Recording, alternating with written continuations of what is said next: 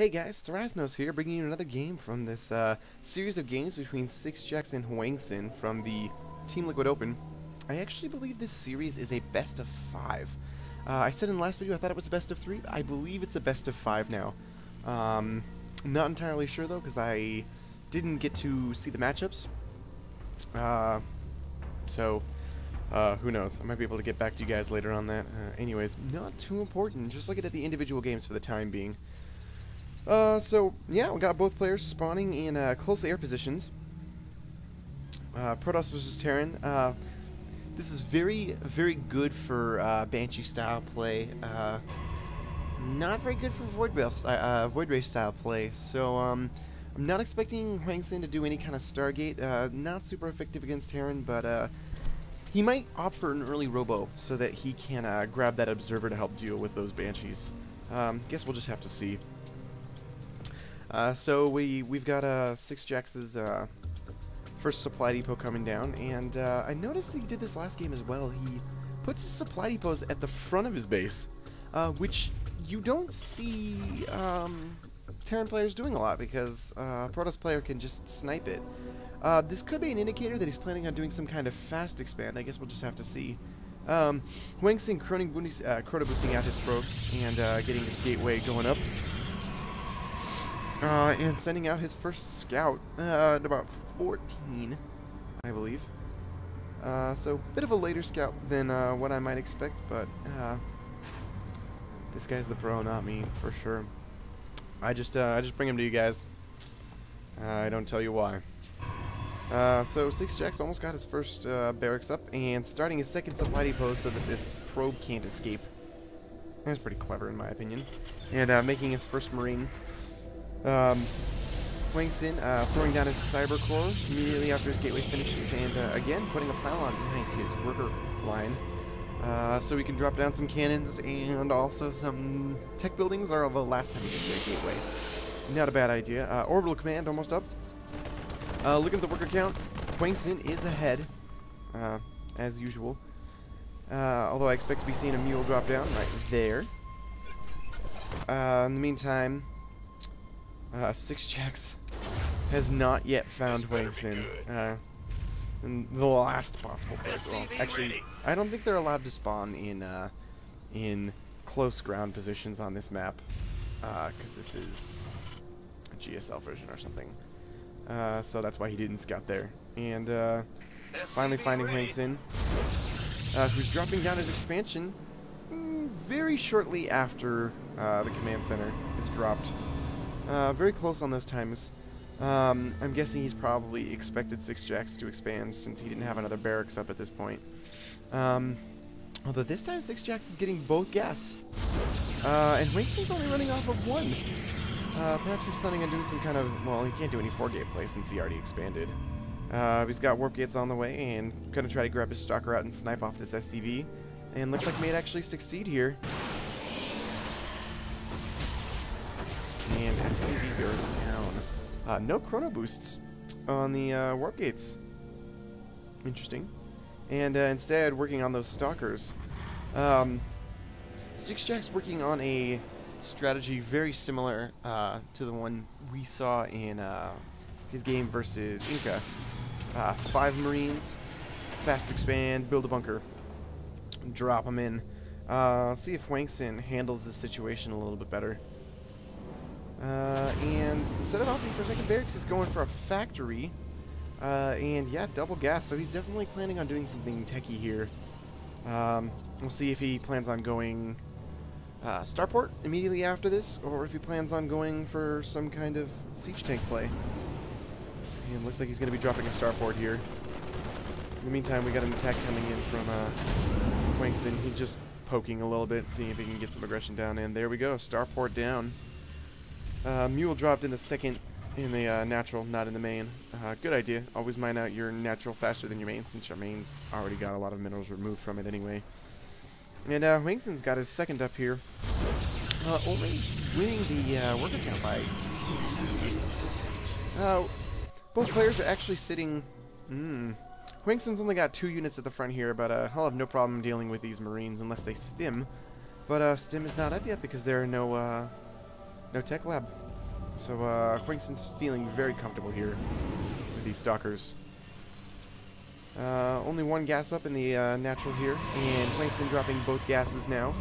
Running very sentry heavy, just like last game. Although this time it's not versus heavy marauders, it's versus heavy marines, so he's going to need to drop those force fields properly, otherwise those sentries will get sniped very, very quickly. Interesting to see that he's spending his gas this way. Get early gas, start stocking up a bunch, build a bunch of sentries, and then build your 34th gas and start mining off of those. And then he can take up to really anything he wants, and what that provides him with is a strong sentry-oriented, sentry and stock-oriented ground build. What do we got coming? We've got siege tanks coming and a Banshee. No cloak though on the Banshee. So Banshee's just going to see if he's going to be picking off some workers over here in Hwangsin's main, although don't really know how effective that'll be without cloak. Hwangsin does not have a robo bay or a forge. Oh no, he has his forge now. No robotics facility though, so he can't make any observers. And here's the Banshee. Gonna be seeing if he can pick off some workers here. One worker, two workers, and now he's got a flee because he's got stalkers on his back. Running away with 3 kills. Gonna see if he can grab some over on the natural and shoot away. Gonna escape to this high ground right here. This is a little bit hacks for air units since they can't really be seen when they're up here, especially in these little outcroppings here. And Banshee's going to be getting away with his life. And sixjax has siege up now. Looking at the income tab, sixjax is winning on the income race. Actually, they're about even. Definitely going to be keeping ahead as long as he keeps these mules up, though. Although if he falls behind, he's going to be in trouble there. And he's got a Raven out now. So use that starport for early Banshee, followed by a Raven, followed by another Banshee. Still no cloak, though. And then running 1 barracks with some marines, followed by some siege tanks with siege tech, and he's going to be doing a marine tank push here with a couple Banshees and a Raven as well. It's definitely a very strong build, especially against this sentry-heavy zealot build here. Got a Twilight Council coming up for Hwangsin here. When he sees us running marine tank heavy, I expect he's probably going to switch over to high tempo probably. Tanks are sieging up, got a nice spread here. And, oh, look at this. Zealots are picking off these marines here, but these tanks are going to do a lot of damage if he doesn't pick them up quickly. And these tanks are doing a lot of damage here. They're doing a lot of damage and killing all the marines. And 1 siege tank, I believe, but lots of marines on the way. We've got 4 barracks, 1 with a reactor and 1 with a tech lab pumping out marines. And combat shield is up now. Stim is on the way. Still kept most of his sentries. I am quite impressed with Hwangsin's ability to protect his sentries here. Losing only mostly zealots in that last engagement there. And we've got weapons 1 finishing, not quite yet, but he's got to stop this bunker contain.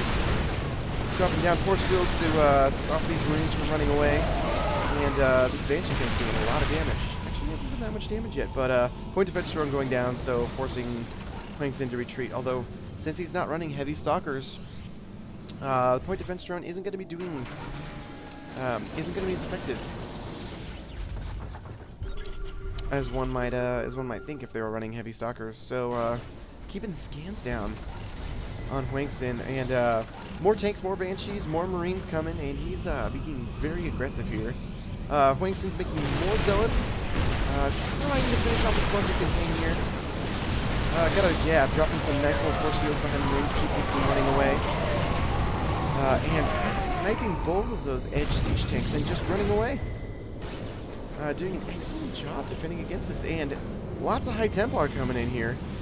sixjax looks like he's just going kind of all in, just rallying all of his units to the outside, trying to get a bunker contain up. Keeping this Raven alive still, although it's not doing him a whole lot of good. There's no cloaked units up, and here come the Archons. Oh no, this Immortal is just getting picked off. Oh, manages to pick up the siege tank though, and Archon's moving forward, killing a couple Marines, allowing the Stalkers to sneak up here and grab this tank there with bunker. So keeping the bunker contained down, but man, he's just locked into his base right here, warping in lots and lots and lots of High Templar, just merging them to Archons immediately. Not even bothering to, would you look at that, actually? He might try to feed back this Raven here before he makes another Archon. Gonna have to be very careful. It looks like he's not gonna really work towards that. Lost most of his sentries by this point, but now he's got Archons. And sixjax trying to keep up with this bunker contain here. He's got about 4 siege tanks with a nice spread hanging out in the back. And look at this. The stalkers, the siege tank was just outside of the point defense drone, allowing these 2 stalkers to pick it off. And I am shocked at the effectiveness of Hwangsin's army just to push back on this. And look at that, there goes the GG. So very good game here. Hwangsin has this miraculous ability to make a small-looking army do so much damage. Just constantly keeping down these bunkers, preventing them from getting up, and picking off siege tanks. Very, very good game. Very good game. I would provide strategic analysis again, but I just don't know if I could do it. I am shocked at the amount of skill contained by this player here.